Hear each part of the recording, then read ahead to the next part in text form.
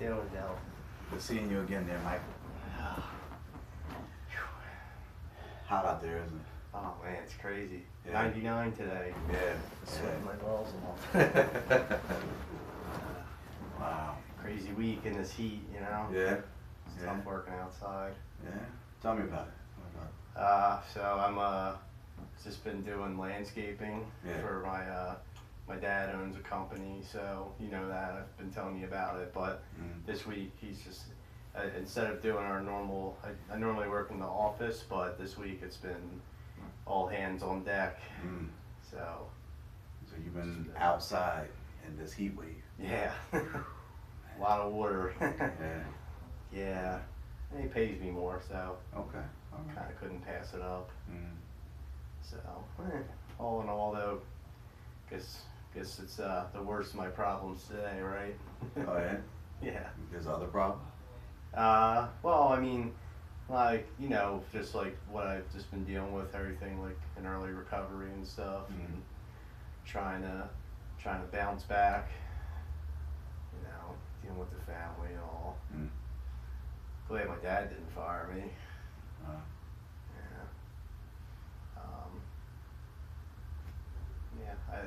Yeah. I had like a little slip up over the weekend, and they found out. Wow. Yeah, but it wasn't from. I wasn't taking pills though. I just drank. Okay.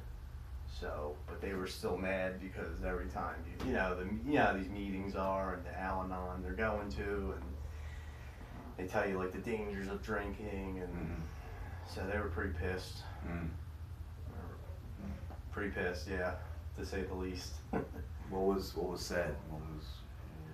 Well, so what happened was, I mean, what's it, Tuesday today? So I got home Saturday night, and I was spending time with the girlfriend, and we went out, and I never really told her I was in recovery. So I had a few drinks, and you know, a couple drinks led to a couple more drinks, and you know, I was drunk. I didn't drive home. I took an Uber. Okay. And I think, I guess when I woke up, my parents noticed, like, where's your car at? Or, you know, who dropped you off? Like, why'd you get dropped off? And so they started to suspect. And, you know, they wanted to give me a drug test or whatever. And I told them, like, don't bother. I'm going to fail for alcohol. And so, I don't know. I just feel like I threw away 2 months of sobriety or whatever, even though I didn't do my drug of choice. But I guess how do you think how do you feel that I throw away all my recovery, or? Did you drink any more after Saturday night? No, well, I can't anymore, because like they said they were gonna kick me out if I didn't, if I did that again, and Okay. probably my dad would fire me. I don't want to lose my job. I mean, I don't know. I don't know if I'm still sold on the alcohol as a problem. I had a good time. You know, it was just a couple drinks, and like, you know, I'm 27, so I feel like as long as I'm not doing pills and like cocaine and stuff, I don't really see it as an issue. But I don't know. That's where I'm at. My head's just all over the place today. Do you remember that night? I mean, you said you were drunk and you remember taking an Uber. Do you remember any other details about that night? I mean, like, I remember, like, small interactions I had with people at, like, we went to Applebee's, like, you know what I mean? And I did really want to just go and have a burger, and, like, I said, that was my game plan, was just go to have a burger, and then you know, the Phillies game was on, and the bar looked inviting, and I just was like, why can't I have one, you know? And maybe all them people at the meetings, maybe they can not drink, but, like, maybe I can, and I don't know. I'm still on the fence because I haven't thought about drugs, but maybe, I guess with progression one day, if I keep doing it, maybe I would eventually. I don't know though. So that's where I'm kind of on the fence. And you know, just I'm hoping that maybe, you know, I'm worried now they're gonna be all on my back. Mm. You know, like they used to do this whole, yeah, I don't know, Like on your back like they were when you were yeah, using the pills. yeah, and then like before my mom would be like, you know, make me sit next to her, and then like now I'm worried she's gonna like hug me and like smell me, and you know what I mean, and it's just it's the trust. I broke the trust, and all I had was like a drink, you know, and really shitty, you know. Was alcohol a issue in the past, or was that pretty much under wraps? I mean, there was always alcohol there in the picture. I mean, I've had times where I've probably had some unmanageable minutes without some unmanageable nights with alcohol. Like you know, I definitely driven under the influence. I never got caught. You know, I've said a couple hurtful things to people that probably ruined some of my relationships when I was drunk. But like, in terms of like doing it every day or being like physically, I don't know how you would say it, I guess like addicted or something, like that was never my issue. Like it was just the pills, and you know, I told you I had that issue from an injury I had at work, so, but I haven't done pills in 3 months now, and I haven't smoked pot in 60 days, so, you know, that's where I was at. And, you know, I just have a couple drinks, and now it's like I gotta reset everything or something, you know. So, let me get this straight. So, with alcohol, no DUIs. Nope. No DUIs. Any breathalyzers that you have to take with alcohol? What, from like the police or anything, or my mom, or parents, police? I think I was in this IOP or something when I was like 19, and they made us do it once in a while. But I wasn't drinking then because I knew I had to. I didn't want to get kicked out of their program or whatever it was. I mean, so I never had to do one for the police though. I feel like I was a pretty good drunk driver. I don't know if that's a thing, but I never got caught. You know. So you never got caught drinking and driving. Nah. You said a couple minutes ago that you said some pretty mean things as a person or two under the influence of alcohol. Yeah, I mean, like looking back now, I think like maybe, like I had this one girlfriend when I was younger, and we were at this party, and I don't know, I guess I don't really remember it, but I do remember her sending me like the text messages I sent her, which were pretty messed up, but she said something about me calling her like a bitch or a slut or something, and I don't really remember, like, but so I don't know, maybe I guess I did have a problem at some point. I don't really know. I just know that for sure, like my biggest problem is definitely drugs, and like I know I can't do them. Like every time I do them, I get in trouble and physically addicted, I guess, and I don't want to deal with that. But the drinking thing, I don't know. You said, and you don't remember sending those text messages to?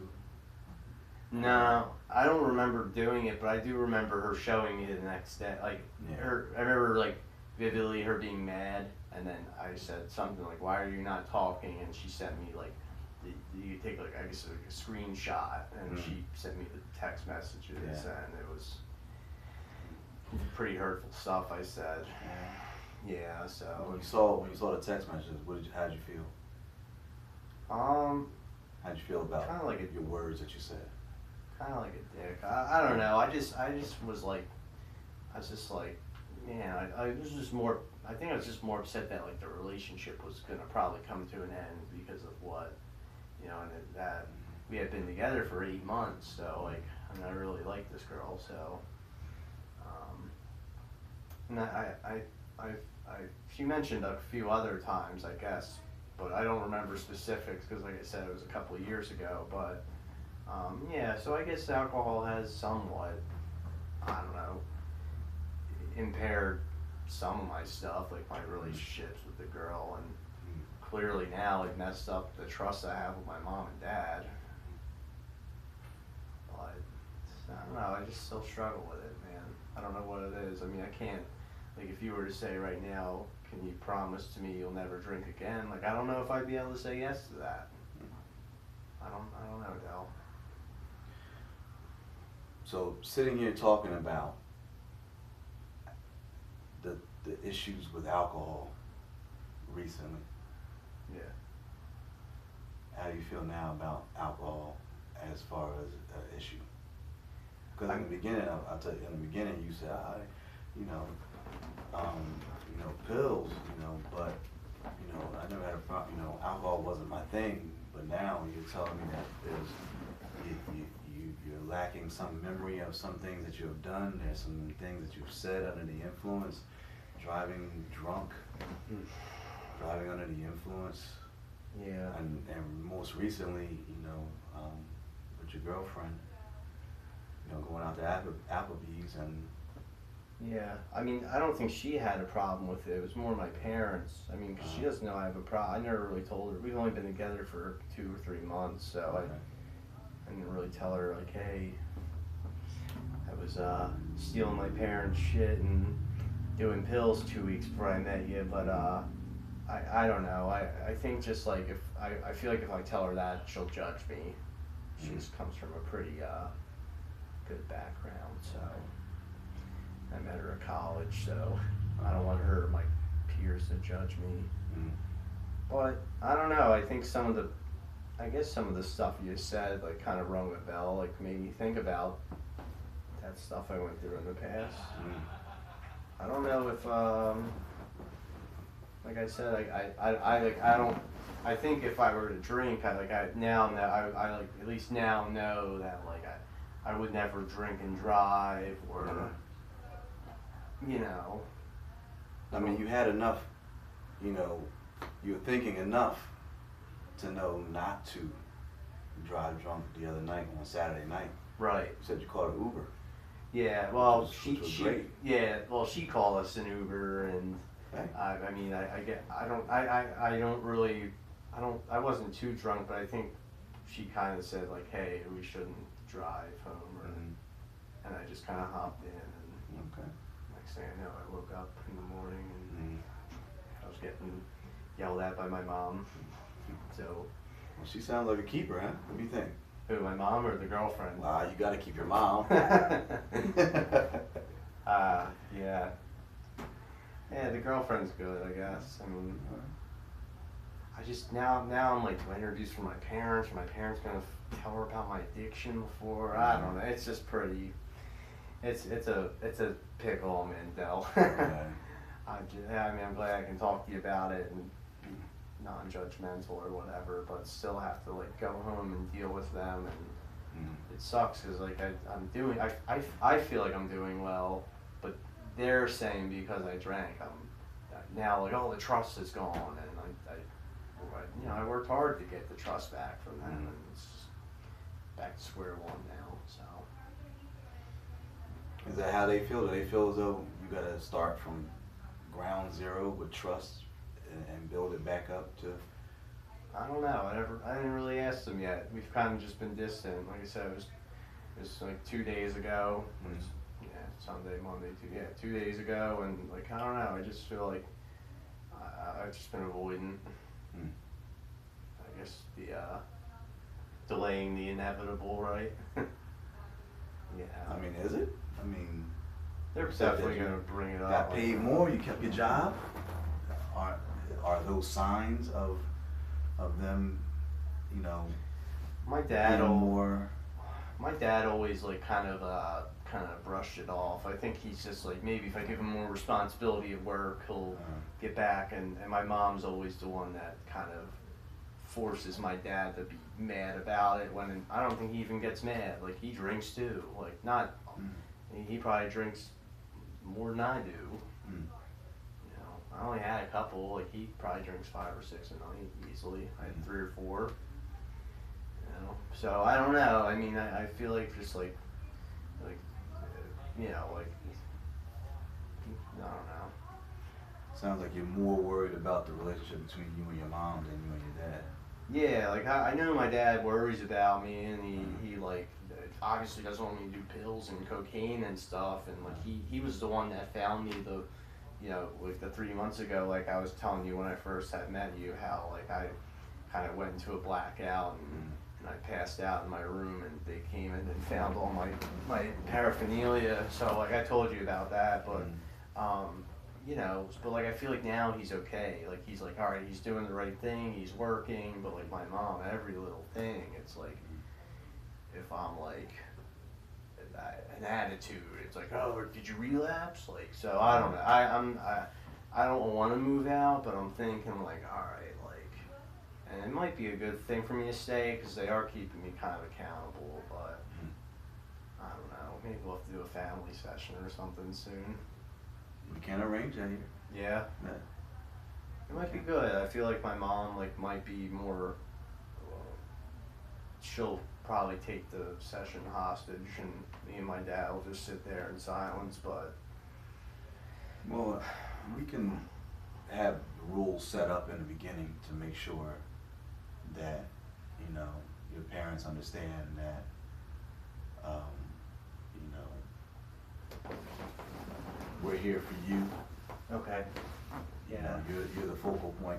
Yeah, I just don't want them to Discussion. attack me or Yeah. anything. They do it enough at home. Right. It's annoying, man. If you've seen it, you would probably be like, oh man, this guy.